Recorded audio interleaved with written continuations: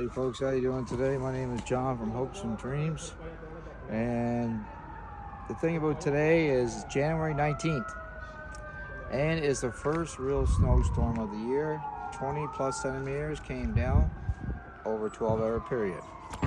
Bell's going to take some pictures here later on and show you some snapshots of the trees and stuff, but the nice thing about it is that there's really nothing nice about it.